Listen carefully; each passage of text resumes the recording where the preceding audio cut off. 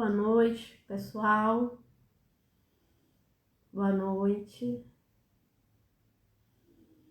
Valéria, Gil.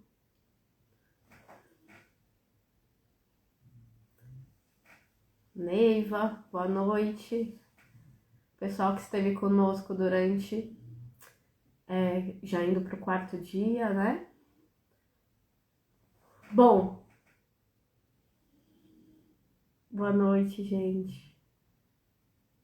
Muito feliz de estar aqui novamente, de ter vocês aqui conosco.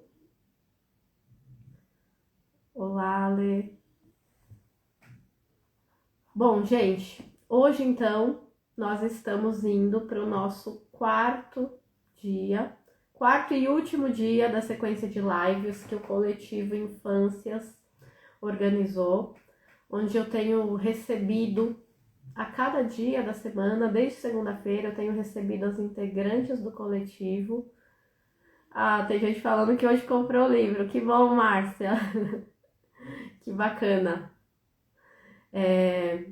Aproveitar que o pessoal está entrando ainda, a gente sempre dá uns recadinhos nesses minutinhos iniciais. Então, aproveitando que a Márcia falou, lembrando que o cupom de desconto Coletivo Infâncias continua valendo, tá bom? Vocês podem entrar lá no site do institutopachamama.com. Eu deixei lá no Stories para vocês. Cris Pires, grande! Cris Pires, outra sabida. Seja bem-vinda. Olha, um monte de gente falou que comprou o livro, maravilhoso, que bom. O livro que elas estão comentando é este aqui, que vocês estão perguntando, Pedagogia das Miudezas, que é o livro de minha autoria. E, então, para quem não sabe, vou explicar o que a gente está fazendo aqui hoje. Hoje, então, nós estamos indo para o 4º dia consecutivo, numa sequência de lives que tem como mote a escuta.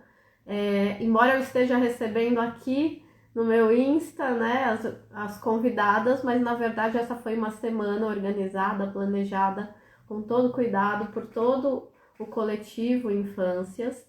E eu tenho recebido aqui, a cada dia da semana, as integrantes do coletivo para a gente discutir um pouco como que foi que elas fizeram essa leitura do livro Pedagogia das Miudezas, que questões esse livro suscitou nelas, que interlocuções elas fizeram com os temas de estudo delas, com o que elas vêm trabalhando. Então,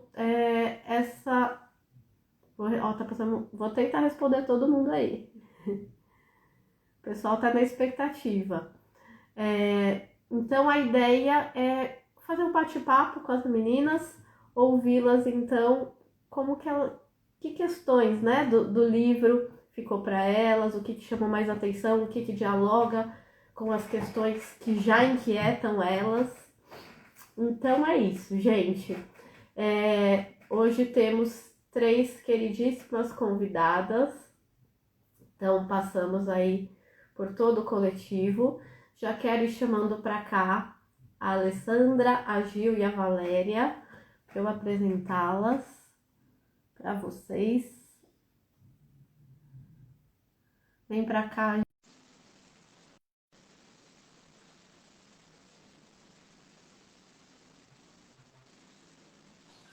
Tô vendo que tem.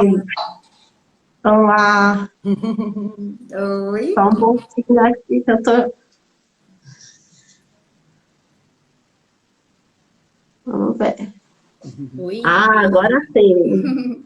Sejam muito bem-vindas, meninas. Que alegria. Obrigada. Oi, gente. Tá todo mundo na expectativa de ouvi-las.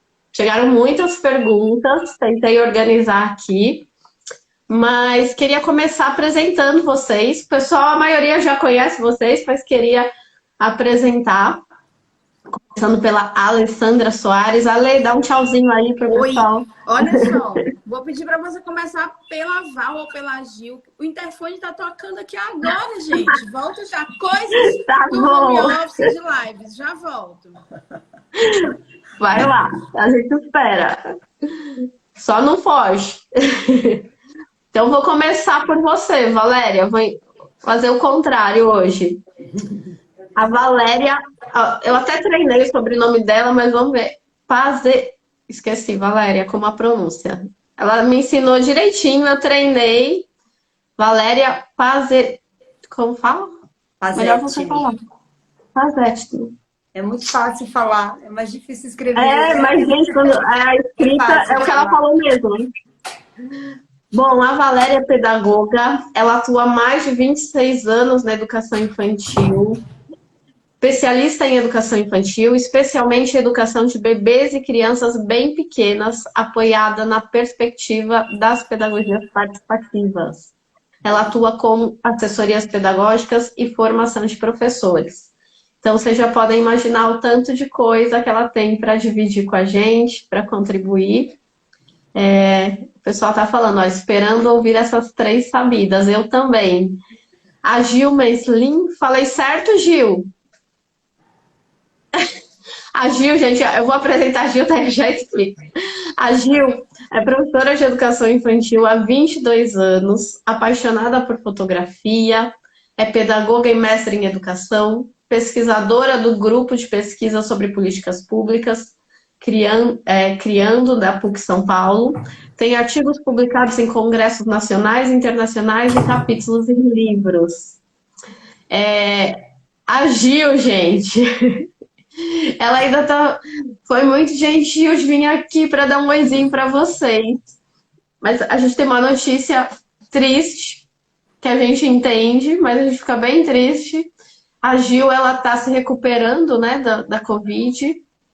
E ela está com um problema de garganta, uma crise de tosse, com dor de garganta, tá sem voz.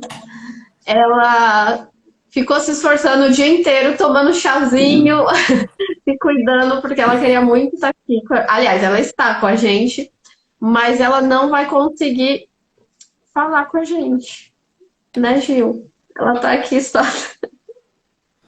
Assim, eu consigo falar 30 segundos. Aí pausa. Vem 2 tosses. São só 2 tosses, gente. Essa Covid é muito esquisita, né? Aí depois passa, eu consigo falar mais 30 segundos. Aí vem, ó, essas 2 tosses. Mas eu vou deixar vocês com as meninas. Vou acompanhar aqui do computador, né? Vou estar fazendo um mapa. Vou passar depois para a Bruna. As 2 tosses. Pra Bruna depois compartilhar com vocês, tá? Sucesso, eu tenho certeza que essa live vai ser linda. Beijo, gente. A Gil vai estar na escuta e no documentar da live. Olha só. Tem tudo a ver com o tema, né? Essa materialização. Gil, a gente sente muito, mas a gente entende. Eu, em especial, passei por isso muito recentemente. Estou me recuperando também da Covid. Quem não me conhece não percebeu, mas eu ainda estou super rouca, falando pelo nariz. Está super esquisita ainda a minha voz e faz quase um mês. Então, eu entendo perfeitamente. Desejamos melhoras. As perguntas sobre fotografia eu vou encaminhar para a Gil. E quem sabe um dia ela não volta aqui, né, Gil, para conversar. Já está o convite. Obrigada, querida. Mas mesmo assim, seguimos, porque temos bastante coisa. Quero apresentar agora a Alessandra. Deu tudo certo, Alessandra? Tudo certo. Como pode uma entrega nessa hora? Atrapalhando esse movimento aqui. Faz parte. Mas deu tudo certo. Queria te apresentar, então, para o pessoal. A Alessandra Soares é pedagoga, especialista em arte e educação, pós-graduanda em educação infantil, fundadora, formadora e gestora da assessoria e formação de professores Protagonize. Ela é criadora e produtora de conteúdos da página Protagonize. Depois elas vão passar direitinho o endereço para vocês poderem acompanhar mais de pertinho o trabalho delas, que vale a pena. Vejam, gente, que quem acompanhou a semana inteira viu que são perfis muito diferenciados entre si, mas que se complementam, né? Então é muito interessante ter esse olhar das meninas do coletivo, que cada uma aprofunda numa questão específica, então está sendo um grande prazer ter vocês, meninas. A gente sempre está começando aqui a nossa live com mimo, eu posso dizer assim, com uma leitura que as meninas, que as convidadas trazem. E já estou sabendo que elas prepararam um para gente aqui também. E então queria convidá-las para começar, para abrir nossa conversa com essa leitura. Combinado. Então vou dar início, tá bom? Em primeiro Tá lugar, ótimo. Bruna, te agradeço muito, né, o convite, não só por fazer parte do coletivo, mas por estar junto de tantas meninas queridas, né, e sabidas, como a gente vê, uma expressão que a gente usa bastante, mas que de fato faz todo sentido, né, a gente ter se encontrado aqui na rede, ter se identificado e estar podendo fazer aí alguns trabalhos juntas, então eu me sinto muito feliz por isso, muito grata. E que bom que a Gil vai estar aqui, acompanhando a gente de longe e de vez em quando aparecendo, a Lê também para trazer as suas reflexões, você para contar bastante do seu livro. E eu vou iniciar aqui com o nosso deleite da noite, tá bom? O que a gente escolheu é um trechinho desse livro aqui, do professor Severino Antônio e da Kátia Tavares. Eu estive com eles esse final de semana num evento. E acho que se tem algo que revele para a gente mais, né, do que seja um deleite, é ouvir o professor. Então, eu escolhi um trechinho desse livro, está na página 19, e acho que tem tudo a ver com o que a gente vai conversar. Então, olha só. Cada criança é feita da matéria do mundo, da circulação da vida, das circunstâncias históricas e sociais. Mas, ao mesmo tempo, feita de sonhos, movida por desejos e sentidos que descobre ou atribui à vida. A criança não é uma folha em branco a ser escrita, um vaso a ser preenchido, um autômato a ser programado. Também não é um filhote a ser adestrado. É um sujeito humano em formação. Inacabado desde o nascimento, precisa ser educado para permanecer vivo e para recriar a vida. Entretecida de muitas vozes, a criança precisa, ao seu modo, à sua medida, ir constituindo sua voz própria, de sujeito entre sujeitos. Um sujeito que elabora conhecimento, desenvolve uma concepção de mundo, tem o que dizer e precisa de diálogos, precisa de escuta. Muito bom. Oi, mãe. Minha mãe chegou. Olha, que honra ter uma mãe, ter um equipe. Como hoje é a nossa noite de encerramento, e durante a semana vocês trouxeram muitos deleites, né? Muitos autores importantes, muitos grandes mestres.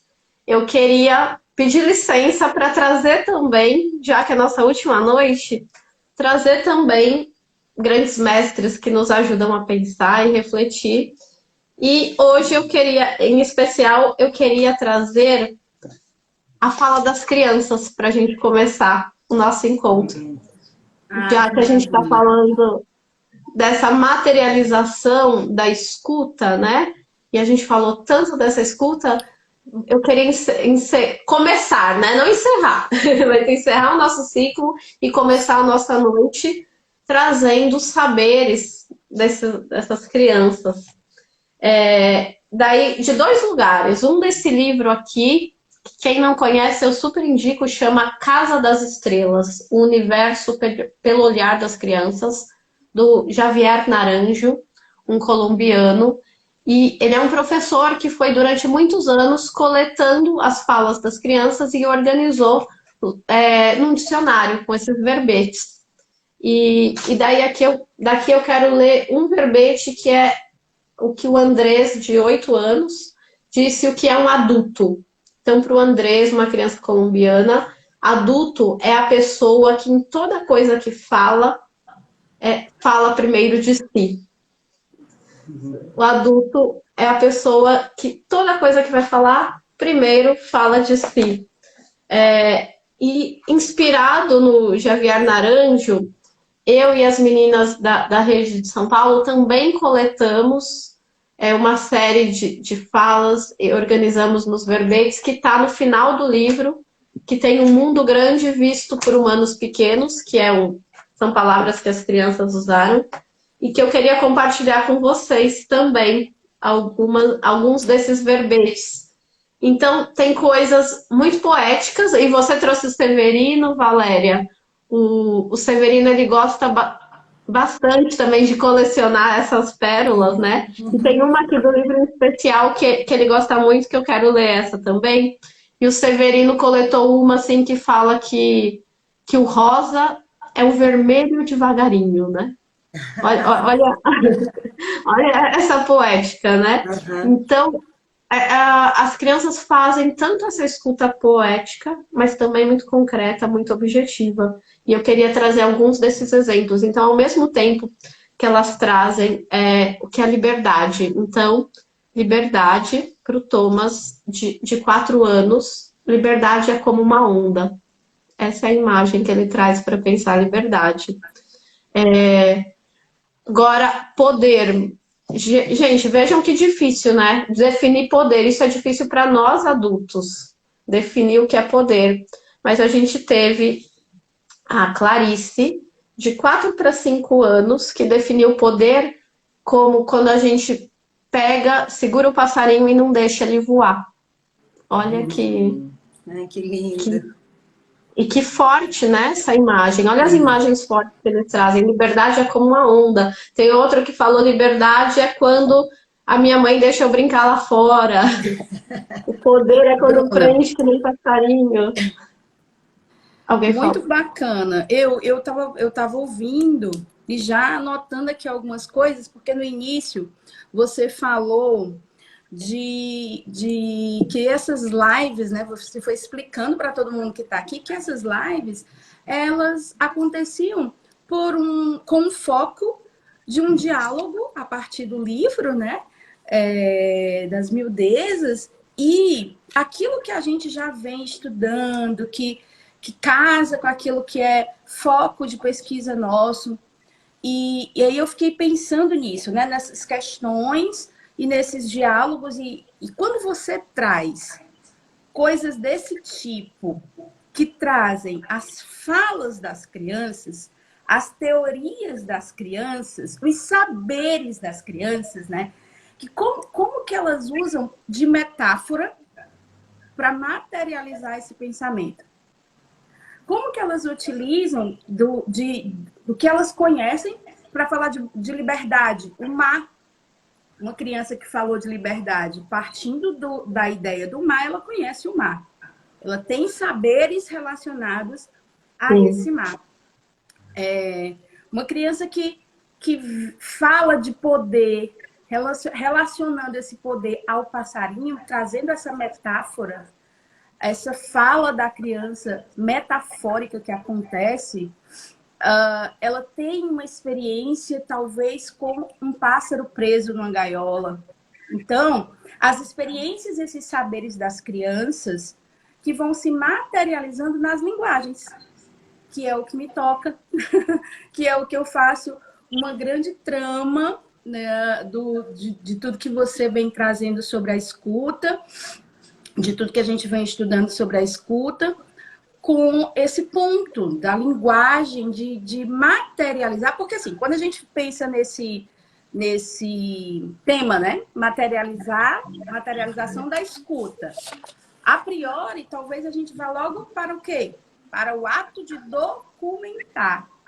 E é ok, a gente vai documentar mesmo aquilo que a gente tem escutado das crianças. Mas eu volto um pouquinho nisso e trago a ideia das linguagens. Trazendo essa palavra, materialização, sabe? Porque... Ô Ale, segura aí que exatamente nesse ponto, ó, a gente tem uma pergunta aqui que eu tinha pensado em você mesmo, justamente por todo estudo que você faz com as múltiplas linguagens. Chegou uma pergunta aqui na caixinha, eu só vou jogar, porque daí você incorporar aí o seu raciocínio, a sua fala. Esse grande diálogo aqui, né?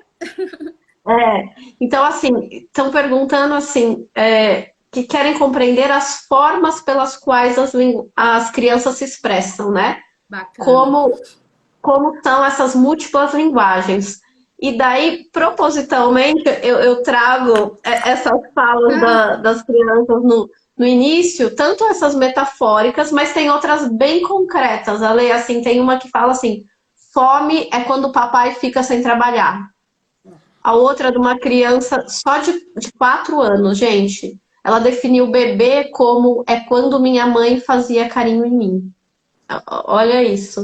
E tem outras, assim, que dão até, inclusive, discussões de gênero, assim, que chega a ser engraçado, mas tem toda uma discussão por trás, assim, só vou dividir mais essa, Lê, se você me Tá, permite. eu tô adorando. Daí Adoro ouvir as falas das crianças. Não, é porque eu acho que tem tudo a ver com isso que você vai trazer pra gente. Tá. Então, assim, eles definiram mãe como mãe é importante, é quem cuida da criança, do adulto, do bebê, uma pessoa que dá mamar, lava a louça, faz carinho no papai, dá tudo pro neném, é aquela que tem um bebê, é mãe do meu irmão, é quem cuida de nós, é quem cuida da gente, é para cuidar do filho. Tem essa lista imensa do que é mãe. Agora, o que é pai? Leva o lixo e fica gordão. É Dá como uma boa... você diz, parece engraçado, mas tem algo aí. Dá uma... E daí eu só queria trazer isso para falar assim, o quanto é importante, mesmo quando é fala, né? Que a gente ouvir nas entrelinhas dessa fala também. E se você pudesse falar assim, porque geralmente fala é aquilo o mais óbvio, né? Quando a gente fala de escuta, mas a gente a semana inteira falou que a escuta ultrapassa essa fala. Também passa pela fala e também passa por ouvir as entrelinhas dessa fala, não só o que a criança falou diretamente. Então, eu só queria trazer isso e passar essa bola para você, que eu sei que tem muito a contribuir com isso como ouvir essas múltiplas linguagens, né? Quais são essas múltiplas linguagens? Então, quais são? É bem difícil, porque cada criança, como diz o próprio Malaguzzi, né, vai trazer aí aquela poesia tão real, tão tocante das 100, né? Mas é difícil porque, de fato, essa pergunta, né? Como compreender as formas pelas quais as crianças se expressam? Que a Bruna trouxe para a gente aqui. Olha, precisa estar com as crianças, relacionar-se com as crianças. E é nessa relação que a gente vai aprendendo a escutar como a criança se expressa. Isso talvez seja algo bem distante. E para pensar melhor nessa ideia de, a partir do que eu me relaciono com essa criança, eu escuto, aí sim eu vou tocar em outros pontos. Mas, por exemplo, quando você fala dessa fala e dessas entrelinhas, o que tem nas entrelinhas? Até quando elas trazem situações mais reais, elas estão usando de uma linguagem que é a da comparação. A linguagem comparativa, quando elas acabam trazendo um mar, que aí tem uma metáfora e tem também uma comparação e outras que você trouxe. E comparação é o quê? Comparação também tem a ver com a linguagem matemática. A ideia é pensar sobre as linguagens e tentar entender as ações das crianças, aquilo que vem das ações tem muito a ver com a linguagem corporal, mas não só isso. E em tudo que a gente vai observando, escutando dessa criança, nós vamos fazendo ligações com as linguagens. Porque a criança, ela vai se utilizar de uma linguagem para se expressar, para materializar o seu pensamento. Nesse caso, quando você traz esses verbetes, claramente a gente consegue entender que são crianças que já estão num processo do pensamento simbólico bem adiante, né? Caminhando mesmo na formação desse pensamento simbólico, que é diferente do bebê, que ainda não está, e aí ainda bem que a gente tem a Valéria aqui do lado, aqui, né? Do meu lado, mas que é diferente desse bebê, que a gente não vai ouvir a fala, não vai ouvir esse pensamento simbólico, esse pensamento metafórico, um pensamento que às vezes Ele traz a realidade, mas ao mesmo instante ele traz a fantasia. Por isso que o Malaguzzi vai falar desse pensamento metafórico, né? E isso é linguagem. As crianças se expressam por linguagem metafórica. E quais as outras linguagens que as crianças se expressam? Continuo dizendo, isso precisa partir das crianças do seu grupo, porque nem toda criança vai se expressar com as mesmas linguagens. Cada uma tem as suas 100, as suas múltiplas linguagens. Mas algo que a gente consegue identificar no dia a dia são linguagens que as crianças usam para materializar o seu pensamento. E aí, isso que me toca nesse tema, né? Não só a ideia de documentar a escuta, de documentar aquilo que a gente está vendo, mas antes disso, como que eu estou escutando? O que é que eu estou escutando? Então, eu tenho que entender sobre linguagens. Eu tenho que entender sobre as linguagens das crianças do meu grupo. Eu tenho que buscar entender mais sobre como essas crianças estão materializando o seu pensamento, materializando as suas descobertas, materializando as suas ideias. Essa ideia que a rosa é um vermelho devagarinho é fantástica. Só que às vezes as crianças não se utilizam da linguagem verbal. Elas se utilizam de outras linguagens. E muitas vezes essa linguagem vai ser a corporal, unida à verbal, unida ao desenho, e todas elas num grande diálogo. Quando eu trago essa ideia, né, esse ponto para a gente refletir de que nós precisamos entender as linguagens das crianças para saber como que elas estão se expressando, algo bacana para começar é perceber as linguagens que dão para essas crianças a possibilidade de planificar o seu pensamento. Por exemplo, o desenho é uma delas. Muitas vezes a criança pequena, utilizando a linguagem da BNCC, ela vai desenhar e ela vai falar, ela vai narrar o que ela está desenhando. Não necessariamente ela vai desenhar a realidade que está acontecendo. Ela vai desenhar o seu pensamento. E aí o Staccioli vai dizer que a criança vai tornar o pensamento visível. A argila também é uma linguagem que a gente consegue se apoiar nela para as crianças planificarem os seus pensamentos. E é isso que é interessante, porque as linguagens, elas vão trazer a possibilidade dessa criança se expressar. E pensando em materialização, linguagens como não só a verbal, como a gente já vem falando aqui, né, mas o desenho, o próprio jogo simbólico que envolve corpo, que envolve construção dessa representação. E tudo isso vai fazer com que a gente comece a escutar melhor as crianças. Às vezes a gente vai pensando que vai escutar algo assim mágico. A gente vai pensando que vai escutar uma fala que vai mudar toda a história daquele grupo. Às vezes a gente vai querendo escutar mesmo. Só que a gente precisa ir tentando entender as múltiplas linguagens das crianças, tentando fazer uma pesquisa sobre quais linguagens as crianças estão se utilizando para se expressar. Quando ela está brincando, ela não está só brincando, né? Quando ela está correndo, quando ela está subindo e descendo, ela está se expressando com o corpo e também pesquisando sobre os seus limites.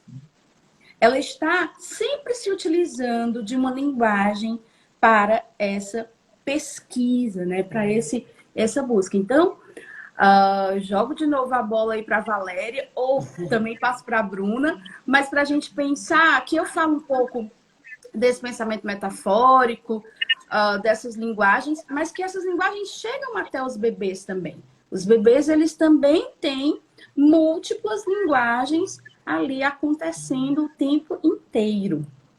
Não é verdade? O que você acha, Bruna, esse meu casar aí desse tema de materialização da escuta, que talvez a gente estivesse esperando inicialmente falar sobre o documentar, mas eu trago para pensar no que a criança materializa das suas teorias, né?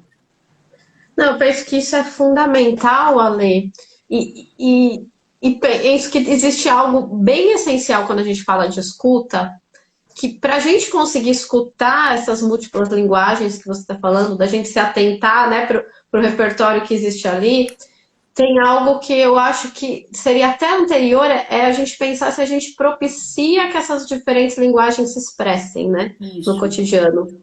Porque a gente só vai conseguir escutar essas diferentes linguagens se eu crio um ambiente favorável e propício para que essas diferentes linguagens possam ser expressas, possam se manifestar. E aí que entra algo que a gente veio conversando aqui também, que é a escuta do contexto educativo, né? Eu escutar as materialidades, eu escutar a forma que eu organizo espaços, que propicia diferentes formas de interações ou não, né? Então, tudo isso, e isso nos ajuda também. Eu quero passar também a bola para a Valéria, porque teve bastante gente, Valéria, que perguntou, vamos aproveitar que a Valéria está aqui. Teve bastante gente que perguntou dos bebês, né? Quero até trazer algumas aqui, daí você fica à vontade para trazer na sua fala, da forma como você achar. Perguntaram como elaborar perguntas potentes para a escuta de bebês, como escutar bebês. Bastante gente querendo saber, né? Isso que a Lê fez o gancho, assim, também precisamos escutar os bebês. A gente falou bastante aqui a semana toda, os bebês falam. Sim, Os bebês falam, se comunicam, pensam, têm desejos. E a gente precisa aprender a escutar também esses saberes. Então, E não sei se você concorda, mas penso que muito da nossa dificuldade de escutar os bebês tem a ver com essa questão que a Alessandra trouxe, que é a nossa dificuldade de escutar essas múltiplas linguagens, né?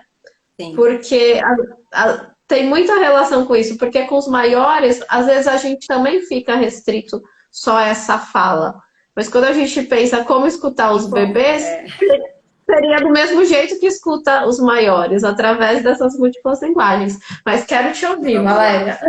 Oi, gente. Estou vendo um monte de gente querida aqui dando oi. Vamos conversar um pouquinho, né? Acho que quando a gente está falando dos bebês, tá pensando nessa escuta, né? A gente precisa, de fato, ampliar primeiro a nossa compreensão de que escuta é essa, né?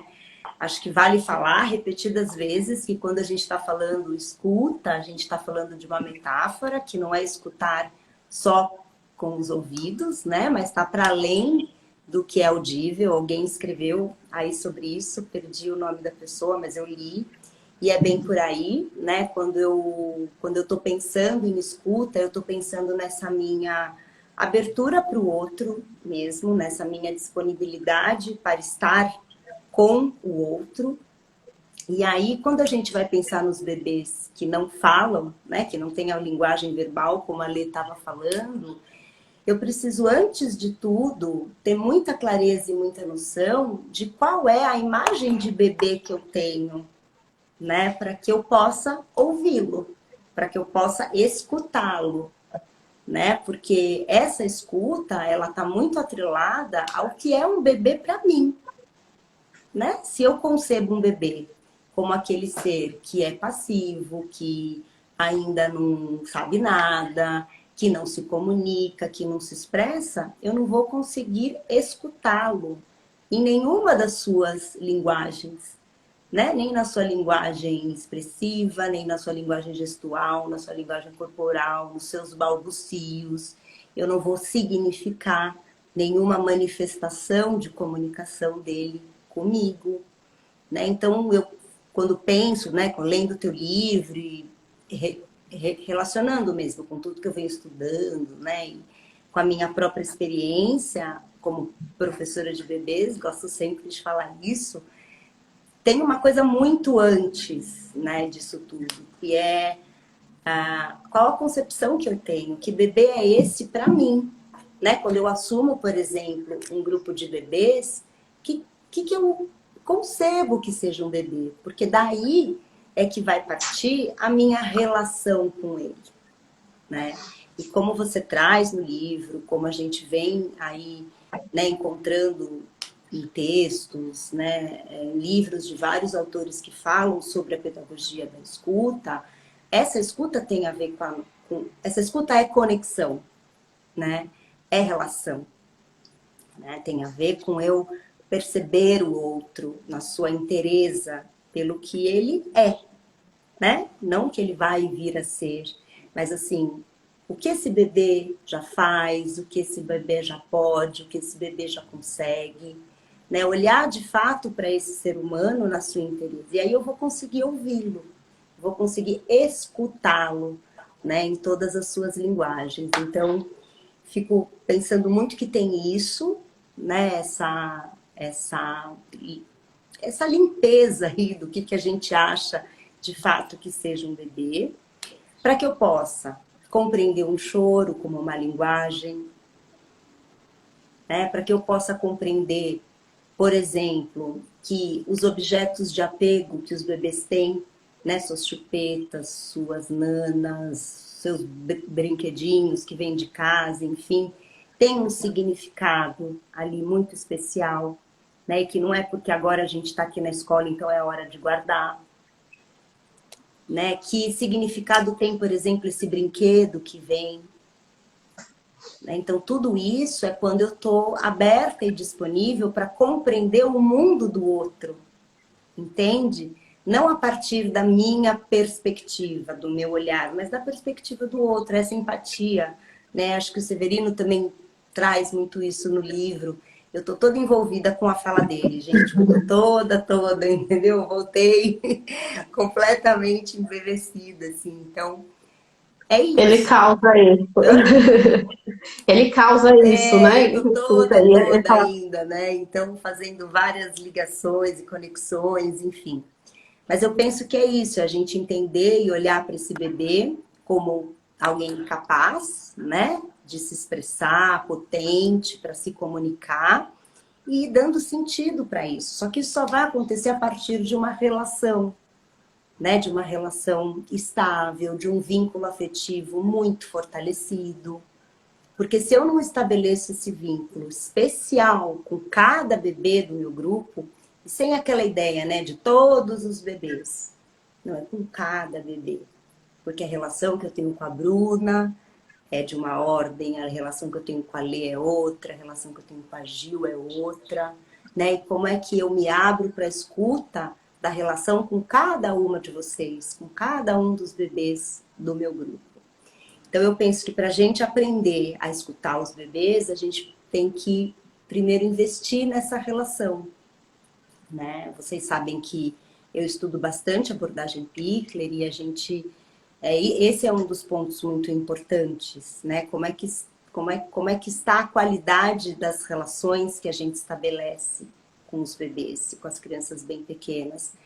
Porque é a partir delas que a gente vai poder ter essa abertura, essa disponibilidade para escutá-los, né, em todas as suas linguagens, né? A linguagem do choro, a linguagem do cheiro, a linguagem corporal, a linguagem do desenho, né? E olha só que interessante, né, Val?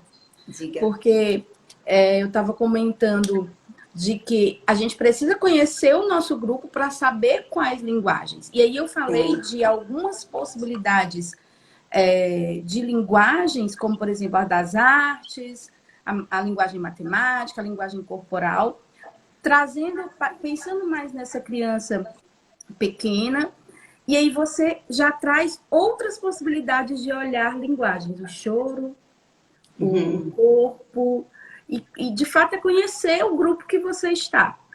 O olhar, né, gente? O olhar diz tanto, né? Então eu fico pensando, quando a gente está com um bebê, para onde está o nosso olhar? Né? Tá no olhar dele? Tá nessa relação? Né? Porque como é que eu posso permitir que esse bebê participe, né? Por exemplo, dos momentos dos cuidados, se eu não olho para ele, se eu não me conecto primeiro com ele, né? A partir desse olhar. E outra coisa que eu fico, né, que pensei muito, assim, lendo o seu livro e fazendo links com outros estudos, é assim, eu me abro para escutar o bebê, né? Mas como esse bebê está me escutando? Entende? Interessante. Quando eu toco esse bebê, quando eu falo com ele, quando eu me aproximo dele, né? Como é que ele está me escutando também? Então, essa via de mão dupla, essa escuta que a gente vem falando, né? Eu escuto você, mas como você me escuta?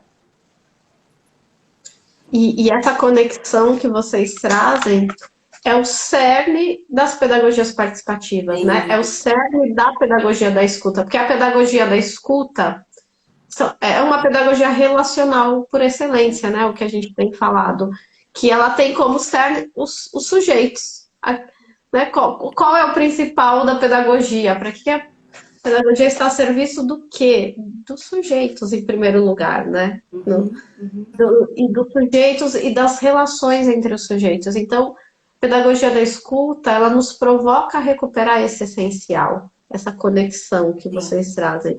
Escuta é por excelência a conexão, né? Eu estar junto com o outro, eu perceber o outro, a gente falou disso, não é eu me colocar no lugar do outro, mas é eu perceber o outro e legitimar o ponto de vista do outro. A gente foi falando disso. Estou trazendo um pouco aqui para a gente também, trazendo uma apanhada do que foi essa semana. E eu acho que isso que vocês trazem ajuda a organizar bem tudo isso que a gente conversou e trazer para essa essência, que a pedagogia da escuta, antes de tudo, você reconhecer a existência desse outro, desde bebê, né? Que está ali e tem muito a nos dizer. E perguntaram bastante também sobre o planejamento. Penso que Eu ia falar. vocês já foram dando pistas sobre isso, porque assim, a partir do momento que eu me conecto, que eu percebo o outro na sua singularidade, na sua especificidade, na sua necessidade, isso vai me dando pistas para eu organizar o meu planejamento, né? Para eu organizar tanto para o indivíduo quanto para o grupo, para organizar, seja os espaços, seja essa escuta. Por isso que eu comecei no primeiro dia e talvez a tese principal do livro é isso. A escuta é a matéria-prima, porque a partir dela é que a gente vai fazer todo o resto. Então, esse planejamento, o que for, tudo que a gente possa pensar, passa antes por essa escuta. Mas acho que você ia falar alguma coisa, Valéria. Não, eu ia te falar que acho que uma das perguntas que chegou para mim foi sobre isso, né? Como é que pela escuta eu organizo os contextos? Acho que era alguma coisa assim. E não tem uma resposta exata, né? Assim, para crianças de 1 ano, organize o contexto tal. Para crianças de 2 anos, organize o contexto tal. Né? Claro que a gente precisa conhecer muito sobre fase do desenvolvimento, enfim, sobre etapas do brincar, mas conhecer muito profundamente o nosso grupo, né? Para daí, ou seja, que escuta eu tô tendo para este grupo de crianças que está comigo este ano, neste tempo, para que daí sim eu possa organizar os espaços, pensar nos contextos, a partir do que eu observo das crianças, das necessidades delas, dessas relações que a gente estabelece nessa perspectiva de uma pedagogia da escuta, né? Então, é uma pergunta que tem uma resposta que é assim: vamos olhar para a sua realidade? Vamos olhar para o seu grupo? O que você observa do seu grupo? Acho que alguém escreveu aqui que a escuta está muito relacionada à observação. É totalmente. Sim. Né? E a pedagogia da escuta é uma pedagogia situada, contextualizada, né? A gente pode se inspirar nesses grandes referentes, pioneiros de qualidade, mas é uma pedagogia que precisa ganhar vida a partir do estudo do meu contexto objetivo, né? Das crianças que estão ali no aqui e agora. Inclusive, no aqui e agora, eu lembrei que tem uma fala de um menino também que pergunto para ele o que é o futuro. Ele fala: o futuro não existe. Só existe o agora, o agora, o agora. E é bem isso. A pedagogia da escuta chama a gente para esse agora. É aqui que eles estão, é aqui que a gente precisa se conectar com eles, né? Nesse aqui e agora. Não sei se a Alessandra ia falar. Você quer falar, Lê? Eu estava escutando e fazendo algumas ligações aqui, linkando alguns pontos, né? Porque A pergunta que você traz, Bruna, sobre o planejamento, você mesma traz uma resposta bacana, que eu considero bacana, quando você diz, é incrível como a escuta, ela vem não só... E aí eu vou parafrasear a tua fala aqui, porque o que eu penso? A escuta, ela não vem só para o planejamento. Às vezes a gente fica muito ligado nisso, né? Eu vou escutar para relançar. Eu vou escutar para fazer o contexto. Eu vou escutar para fazer o relatório, para registrar, né? Para documentar, para materializar para um relatório. Sim, a escuta ela vai dar possibilidades para tudo isso. Mas eu destaco novamente o que Valéria e você estavam falando. A escuta, ela tem esse cerne na relação. E aí não é uma escuta só para planejar, só para relatórios, mas ela é uma escuta para viver o hoje com as crianças, né? Para estar nas relações de aprendizagem, onde eu também aprendo a escutar, e isso é uma aprendizagem necessária, onde eu aprendo a escutar o outro, onde eu aprendo a me escutar. E aí todo esse movimento de aprender a escutar nos leva a vários caminhos dentro de uma jornada de educação infantil. Mas pensando um pouquinho também na pergunta que foi como, a partir da escuta, né, levar a pensar em contextos, e aí não só, aqui eu não falo só para bebês, mas para toda a educação infantil, eu gosto de me apoiar numa ideia da Stella Barbieri, onde ela vai trazer uma proposta de contextos abertos. É esse o termo que ela usa, né, de contextos abertos. E o que ela chama de contextos abertos? São propostas permanentes na sala de referência, por exemplo, ou propostas que não são permanentes, que elas vão ser... Esse contexto vai acontecer e depois ele vai sair daquele espaço físico, mas com a ideia de que a criança esteja em descoberta, em investigação, e que o adulto esteja na escuta.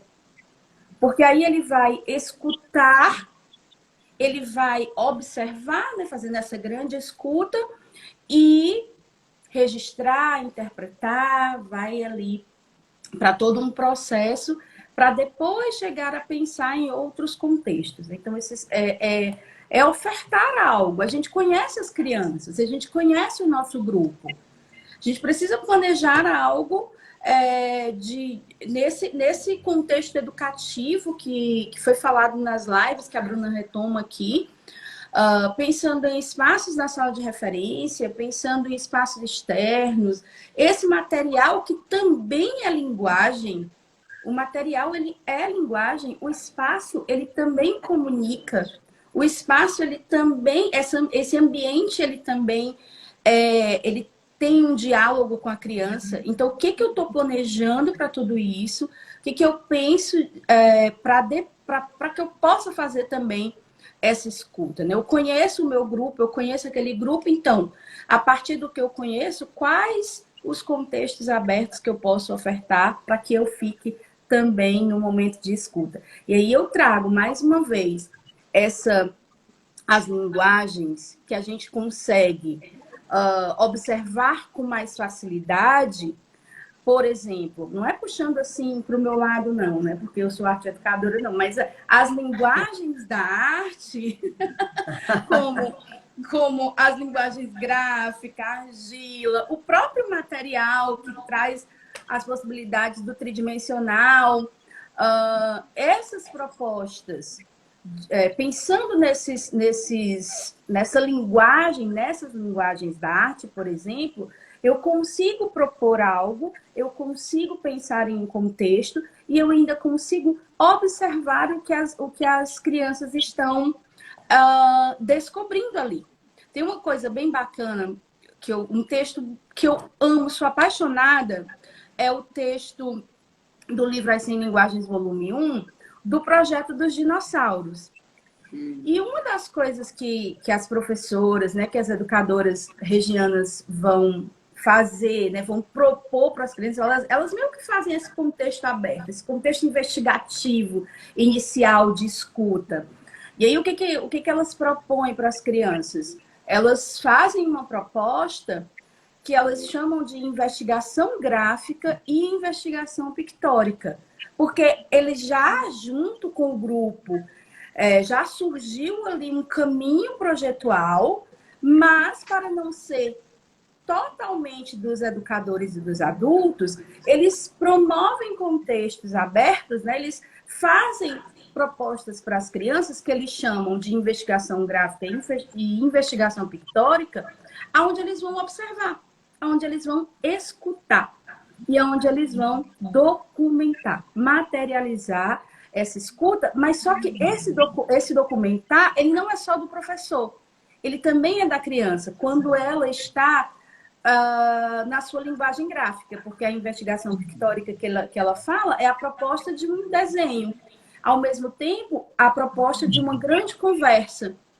E nesse movimento que as crianças estão planificando aquilo que elas pensam, ao mesmo tempo que estão narrando, o que elas desenharam também se torna materialização desse pensamento, se torna documento. Se torna documento para que as professoras possam observar, junto com aquilo que elas filmaram, fotografaram, registraram de forma escrita, e fazer uma grande interpretação para pensar em outras propostas, em outros contextos. Então, para mim, mais do que pensar no contexto em si e a gente tornar esse contexto investigativo apenas uma atividade, é pensar em toda a relação que permeia essa escuta. E uma coisa que a gente conversou bastante aqui, que dialoga com o que você traz bastante das linguagens das crianças. Nós falamos bastante que para ouvir a gente precisa acionar e refinar os nossos 100 ouvidos, né? E por esse refinar e acionar os 100 ouvidos do educador, da educadora, passa também por nós também materializarmos nosso pensamento por diferentes linguagens, né? E aí fica uma provocação, né? Você trouxe a linguagem gráfica, várias linguagens. Por que não nós também, seja na documentação, seja nos nossos processos de registro, também nos utilizarmos de outras linguagens? Então, eu acho que é uma provocação para a gente ficar e experimentar.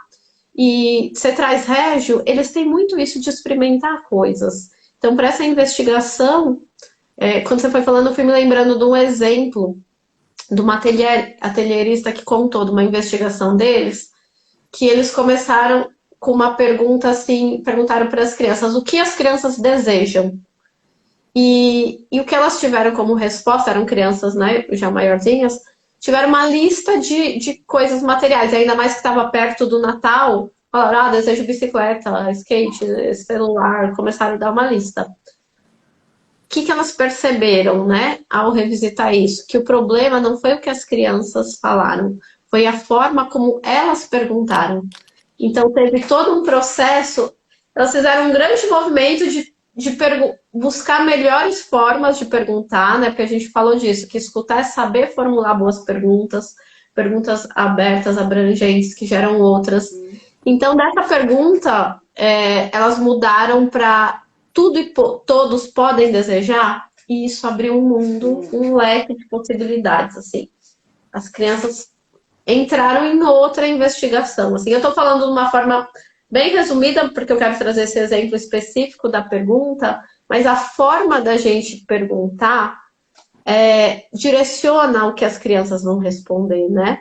Por isso que a gente falou ontem de algumas armadilhas da escuta, porque a gente tem que ficar atento a como a gente se comunica com essa criança, a forma como a gente fala, para a gente não induzir. Dependendo de como a gente fala, as crianças vão responder aquilo que elas já sabem que a gente quer ouvir, ou uma sutileza, ou a forma como eu tô com o meu corpo, como a Valéria trouxe, né? Minha fala tá perguntando uma coisa, mas meu corpo tá dizendo outra.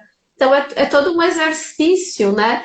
de escuta que passa por isso, por essa observação. O Leonardo Boff tem uma fala que eu gosto muito, ele fala que a transformação é do ombro para frente, ou seja, começa por nós, né? Não tem como eu transformar qualquer coisa se não passa por mim, né? Esse ombro para frente. Então, o pessoal está falando aqui, as perguntas são imprescindíveis. Então, acho que só queria... Me lembrei muito desse exemplo, assim, né? De que escutar também é saber formular boas perguntas. Tem o processo do educador e da educadora. Eu não sei se a Valéria quer complementar alguma coisa. Meninas, vocês viram como passa rápido? É muito rápido. Eu falei para elas antes de começar, eu falei, gente, não dá tempo de nada. Assim. Quer complementar alguma coisa, Valéria? Eu estava Valéria? falando sobre essas perguntas, né, que das professoras, né, para as crianças, enfim, mas fico pensando também nas perguntas que a gente se faz para conhecer as crianças com as quais a gente convive, e, enfim, né, e você estava falando e eu me lembrei, né, de um exemplo, assim, que eu cheguei numa escola e as professoras estavam muito implicadas em querer saber, elas estavam fazendo uma tabela para saber quem anda e quem não anda. Então, quais os bebês que andam, quais os bebês que não andam, porque elas queriam montar o espaço, enfim. Só que elas estavam muito presas nisso, anda, não anda, sim ou não, entendeu? E aí a gente conversou um pouquinho, tal, e eu trouxe uma sugestão, né? Que tal a gente pensar num outro jeito dessa pergunta, né? Que tal a gente pensar assim, como os bebês se deslocam no espaço? Porque daí a gente vai poder olhar e a gente vai poder escutar, né, como cada um se desloca no espaço. Isso vai dar possibilidades para a gente de pensar a organização desses espaços de uma forma muito mais ampliada, né? A gente vai poder... Teve alguém aqui que escreveu como é que a gente pode... escutar os bebês de 4, 5, 6 meses, enfim, né? Então, assim, a partir do momento que eu me coloco uma pergunta como essa, ampla, como os bebês se deslocam pelo espaço? E não andam ou não andam, né? Mas como eles se deslocam aqui, eu vou podendo conhecer cada um, né? Pela sua linguagem do movimento, pelo seu gesto, pelo seu corpo, e vou poder começar a documentar isso de várias formas. Né? Porque uma outra frase também que o Severino falou no final de semana, ele falou assim, que nós somos para as crianças interlocutores e intérpretes. Né? Então, como é que a gente está escutando essas linguagens todas? Como a gente pode documentar isso, por exemplo, por meio de uma mini história, né? Como o Paulo Fock traz tão brilhantemente para a gente, a nossa grande referência aí sobre documentação pedagógica, pedagogia da escuta, enfim. Então, assim, essa é uma estratégia que eu uso muito, né, para poder contar sobre os bebês, né? Então, queria fechar com esse link, assim, para a gente olhar para as perguntas também que a gente se faz, né, quando a gente vai para essa relação com os bebês.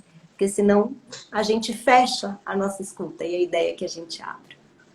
Sim.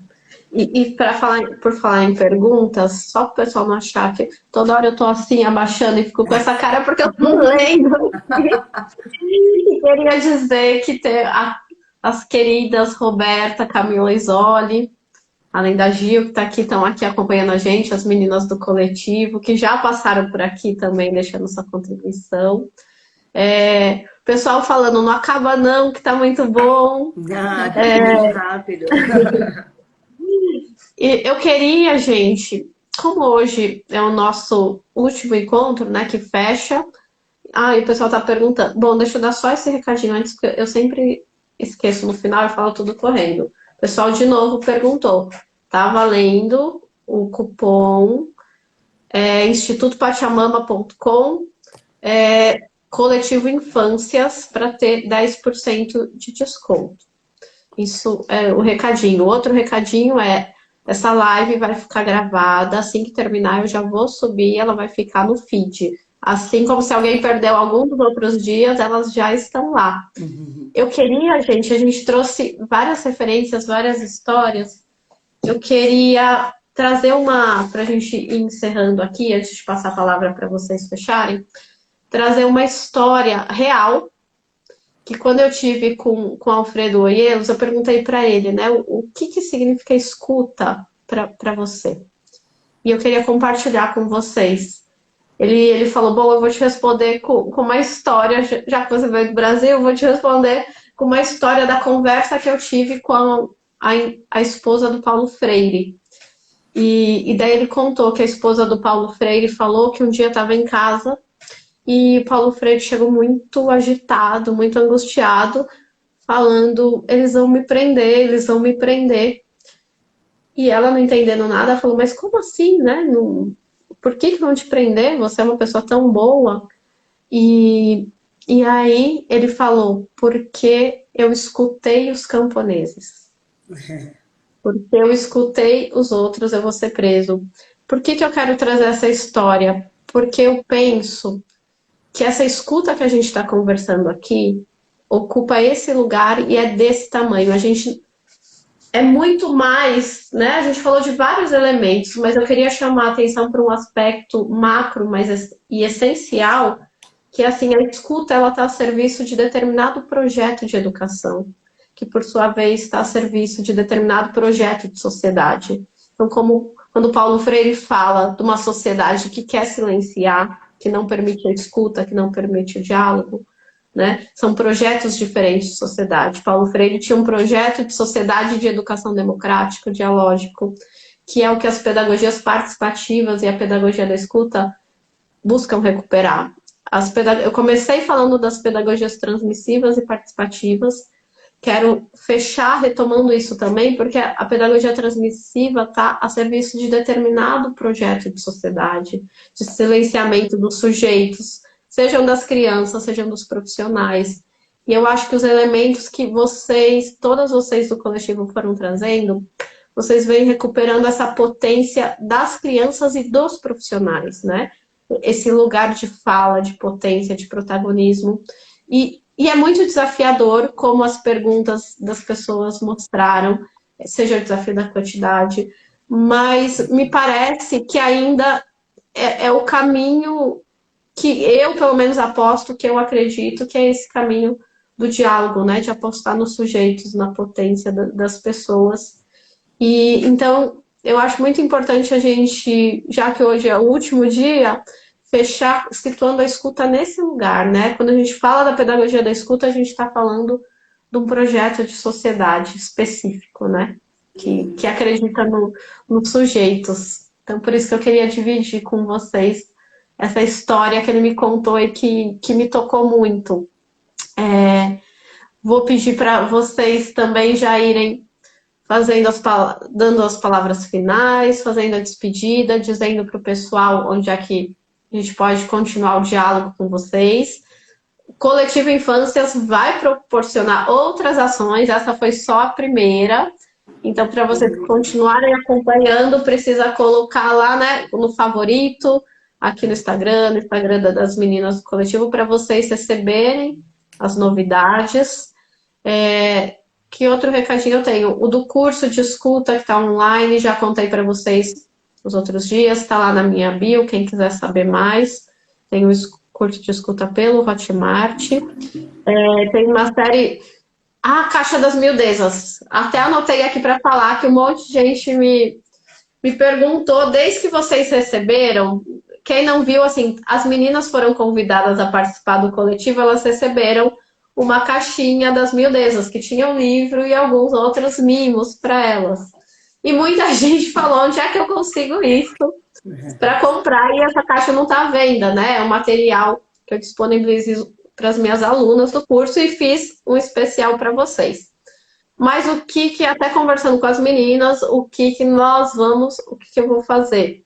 E deixar lá no site, tanto no site do Pachamama como aqui. Então, eu estou avisando em primeira mão para vocês. Eu vou fazer uma edição limitadíssima, super limitada mesmo, gente. É uma edição pequena, com poucas caixas, que eu vou disponibilizar para os interessados. Então, as pessoas que me perguntaram, mandaram direct, querendo saber sobre a caixa, fica ligado aí nos próximos dias, na próxima semana, que eu vou dizer como que vocês conseguem adquirir, tá bom? Eu já ia esquecer, mas que eu anotei aqui. Então, meninas, queria passar a bola para vocês também, para ir se despedindo do pessoal. Então, muito obrigada, A Bruna. Márcia era uma, né, Márcia, que perguntava da caixa, que ela tá aqui. Muito obrigada, Bruna, Lê, Gil, todo mundo que está aqui acompanhando a live, que interagiu com a gente, né? Que a gente possa estender e continuar o diálogo pelas nossas redes, né? Pelos encontros que agora a gente pode ter, né? E que a gente possa, de fato, ampliar a nossa escuta para os bebês, né? Para todas as linguagens aí que os bebês Para todas as comunicam, crianças. né? E estender isso para todas as crianças. Ai, Vai lá, gente, Lê. foi muito Obrigada, bom, muito gente. bacana. Obrigada também, né? Obrigada pela parceria aí de todas do coletivo, da Bruna e especialmente aqui na live Valéria e Gil, que está nos bastidores. Então, muito obrigada. Gil está materializando a escuta. Isso. A Dama escreveu.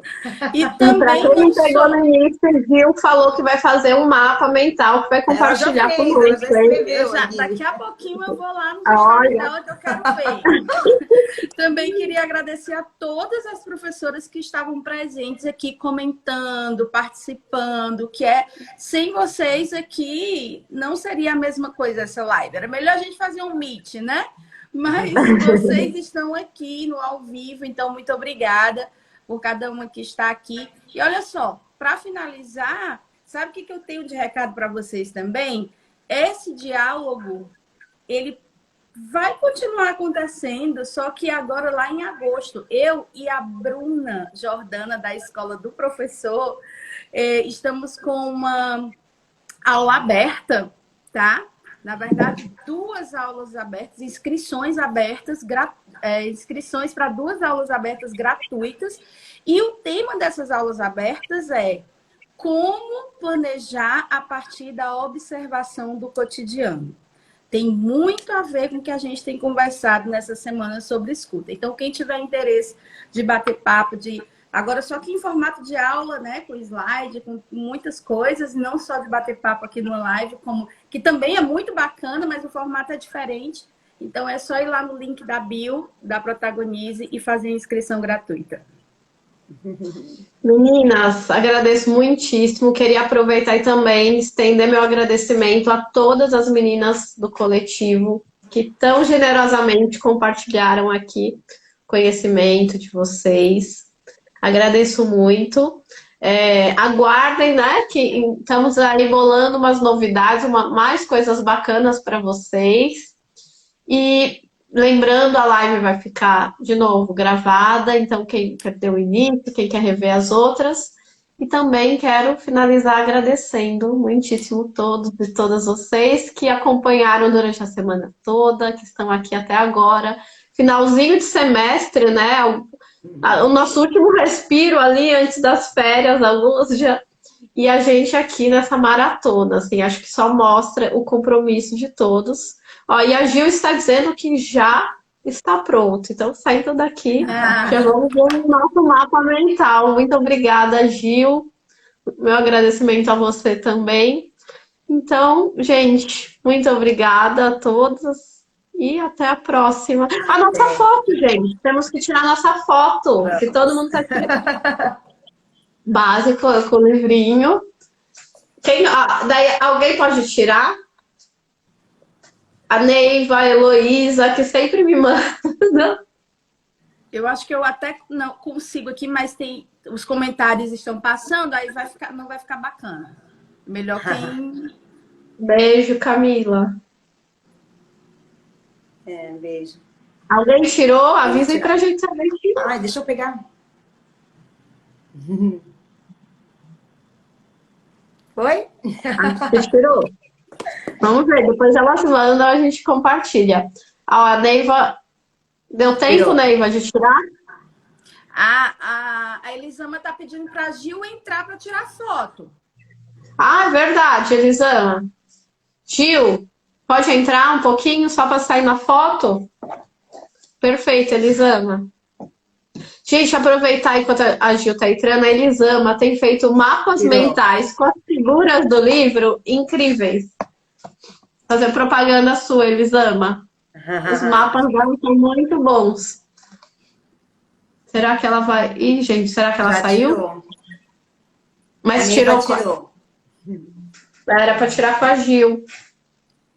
Gil, você tá aí ainda? Não sei se ela vai conseguir entrar, né? É. Bom, depois a gente tira uma coisa. A gente faz uma montagem com a Gil. Aqui, Gil. Oba! Pode. Apareça então, Gil. Queremos materializar sua presença.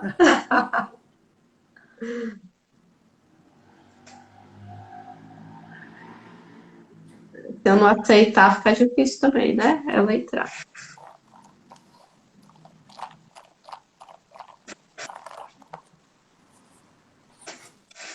Oba!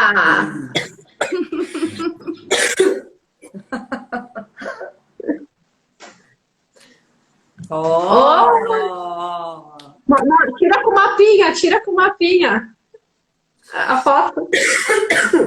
Tá bom. Ô, dó.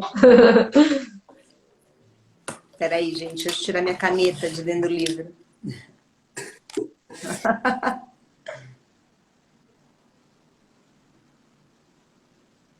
Eu? Gente, alguém tirou? Alguém tirou? Acho que sim, gente.